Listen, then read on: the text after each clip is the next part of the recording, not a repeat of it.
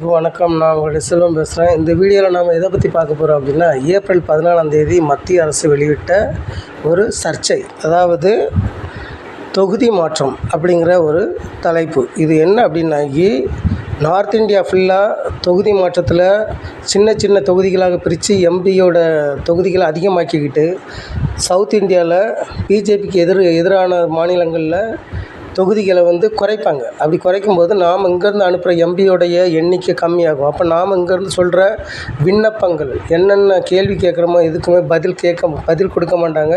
கரடியாக கற்றுனாலும் அதுக்கு கண்டுக்க மாட்டாங்க. இதனால் என்ன அப்படின்னா, 2029 தேர்தலில் பிஜேபி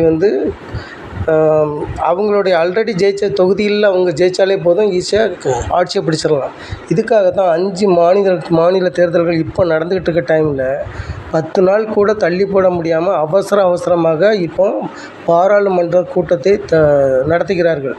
நாளைக்கு நடத்தணும், கண்டிப்பாக வரணும்னு சொல்லிட்டு உச்ச நீதிமன்றத்தையும் தனக்கு சப்போர்ட்டாக சென்ட்ரல் கவர்மெண்ட் வச்சுக்கிட்டு இப்போ அனௌன்ஸ் பண்ணியிருக்காங்க. நம்ம சிஎம் ஸ்டாலின் சொல்லியிருக்காரு, நாங்கள் கண்டிப்பாக கலந்துக்கிடுவோம். ஆனால் சவுத் சைடு கேடு விளைவிக்கிற மாதிரி ஏதாவது நீங்கள் அனௌன்ஸ் பண்ணிங்கன்னா கண்டிப்பாக நாங்கள் எதிர்த்து போராடுவோம்னு சொல்லிட்டு. ஸோ இதுக்காக தமிழ்நாட்டில் எல்லா கட்சிகளும் என்ன செய்யணும் அப்படின்னா, ஸ்டாலின் ஆளுங்கட்சி அப்படின்னு பார்க்காம தமிழ்நாட்டுக்கு வரக்கூடிய பேராபத்தினையும் உணர்ந்து கண்டிப்பாக இதுக்கு ஒரு எதிர்ப்பு குரல் கொடுக்க வேண்டும். ஏற்கனவே நமக்கு தெரியும், நம்மளுடைய பிஜேபி மோடிஜி அவர்கள் இஸ்ரேலை உலகத்துக்கு தகப்புன்னு சொன்னார். ரஷ்யாவை விட்டுட்டு அமெரிக்கா தான் பெஸ்ட் ஃப்ரெண்ட்னு சொல்லியிருக்காரு.